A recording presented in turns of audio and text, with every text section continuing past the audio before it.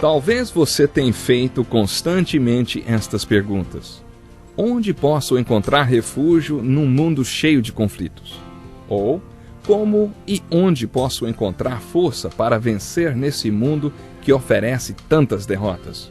Acompanhe agora com o pastor Edson Bruno mais um programa Encontro com a Palavra.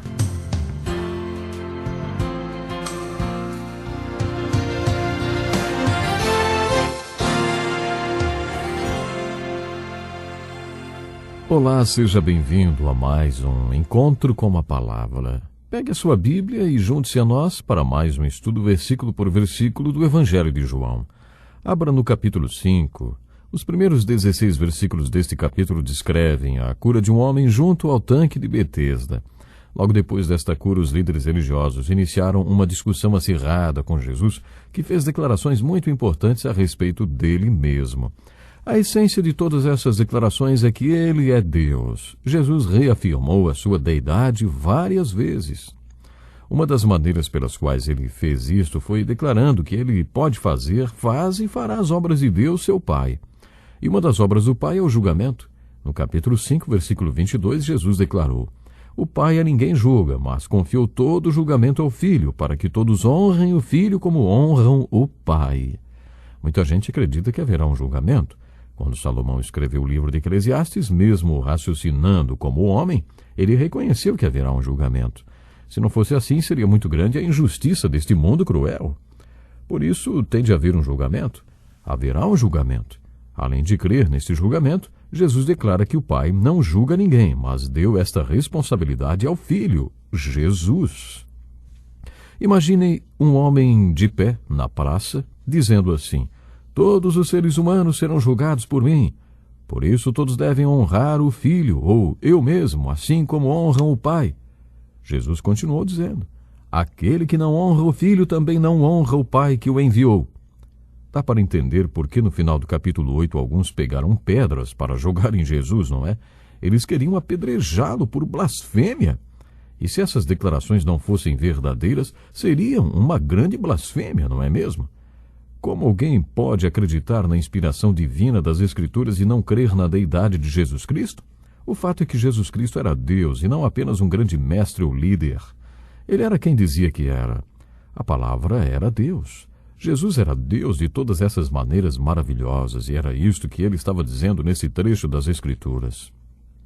No capítulo 4 do Apocalipse, lemos sobre uma porta que se abre para o céu, de onde avistamos um trono.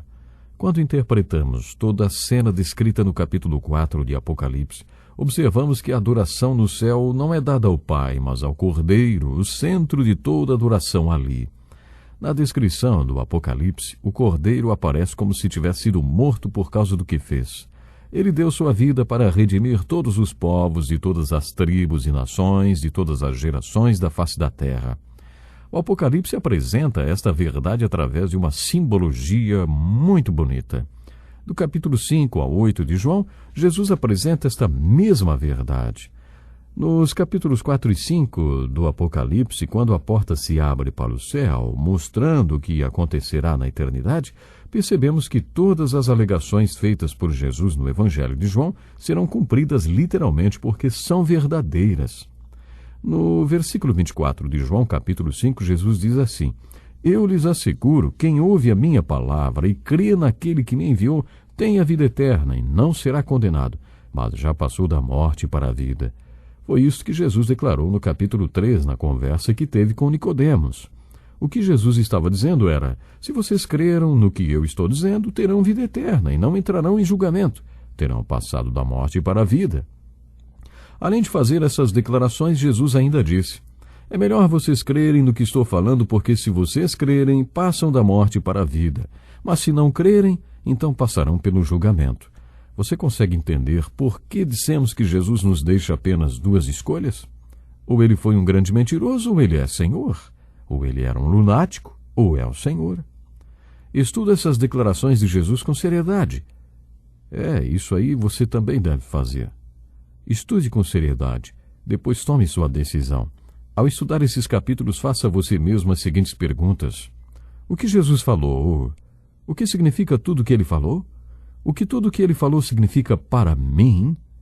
Faça isso. Estude o versículo 24 e você verá que os versículos de João 3, 16 e 18 são constantemente repetidos nas declarações de Jesus nos capítulos 5 a 8 deste Evangelho.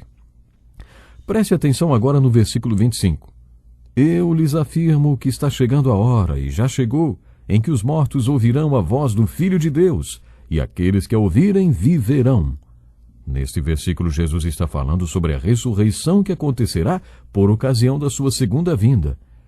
Ele já tinha declarado que o Pai tinha poder para ressuscitar os mortos e que tinha dado este poder ao Filho. Agora, Jesus estava dizendo: quando chegar o dia da ressurreição, os mortos ouvirão a voz do Filho, se referindo à sua própria voz, e aqueles que ouvirem viverão, como Lázaro, no capítulo 11 deste Evangelho.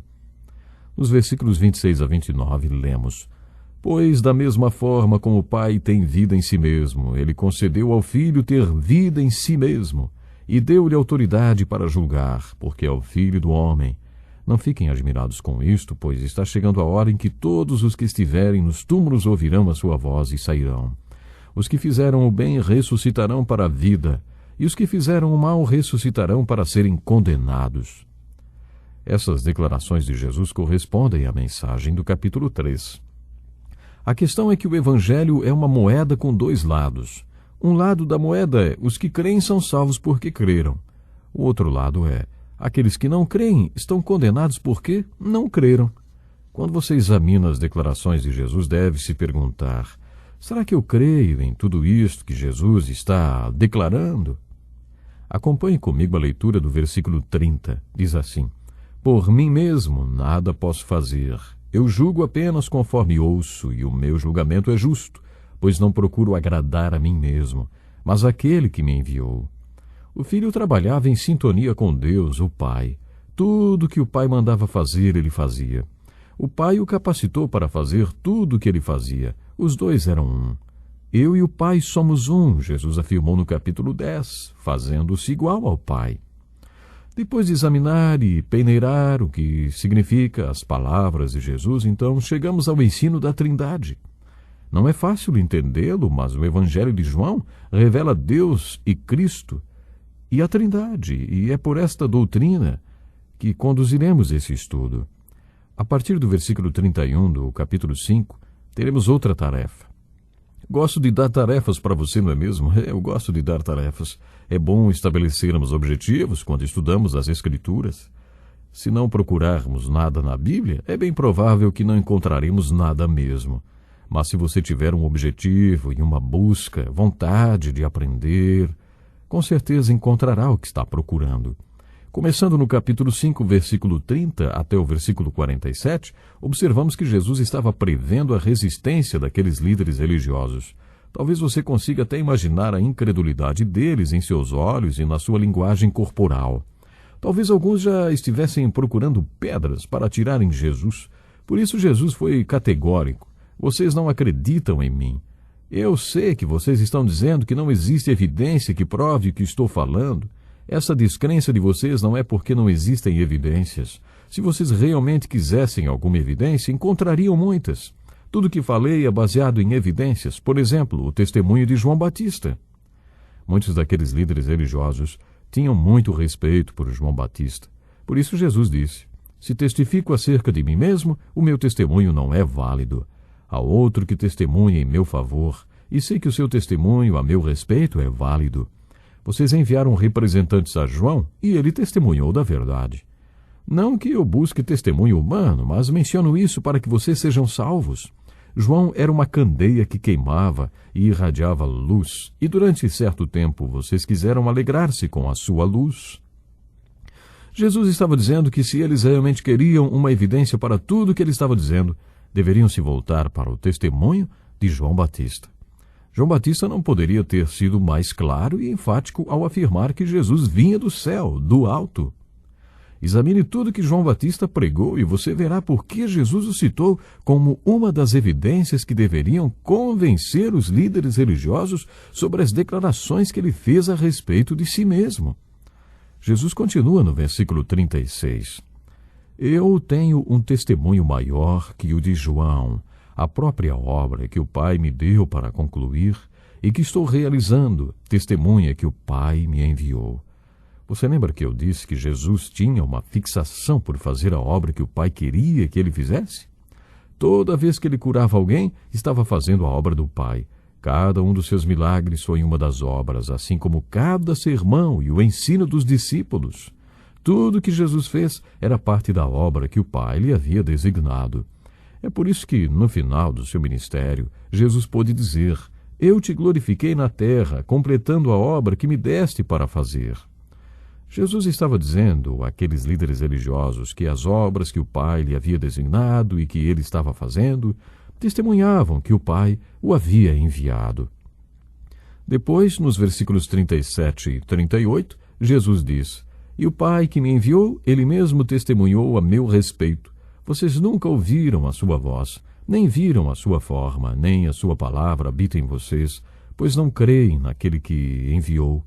Aqui Jesus estava dizendo que tinha o testemunho do próprio Pai.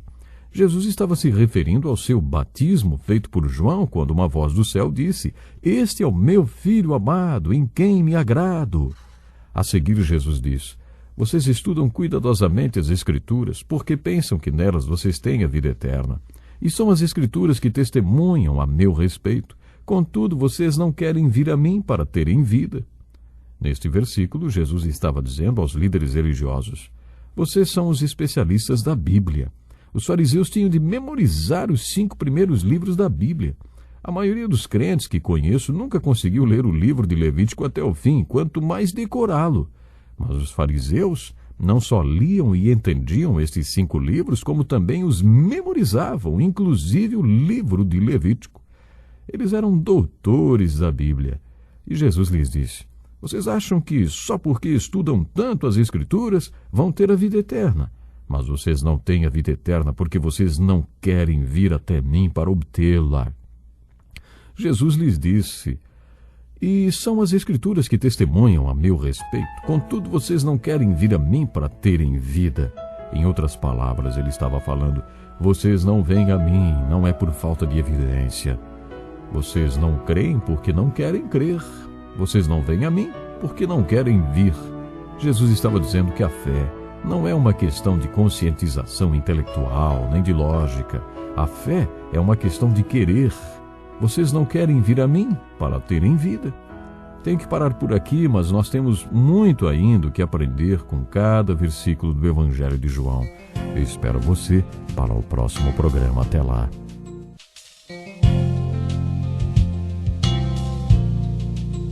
Que lição importantíssima. Obrigado, Pastor Edson Bruno. Prezado ouvinte, coloque em prática o que você ouviu aqui. Sem dúvida, sua vida será grandemente abençoada. Este é um estudo escrito pelo Dr. Dick Woodward, na voz do Pastor Edson Bruno. Escreva-nos e solicite o material. Nosso endereço é Encontro com a Palavra, Caixa Postal 2011, CEP 89201-970, Joinville, Santa Catarina. Até o nosso próximo encontro com a Palavra.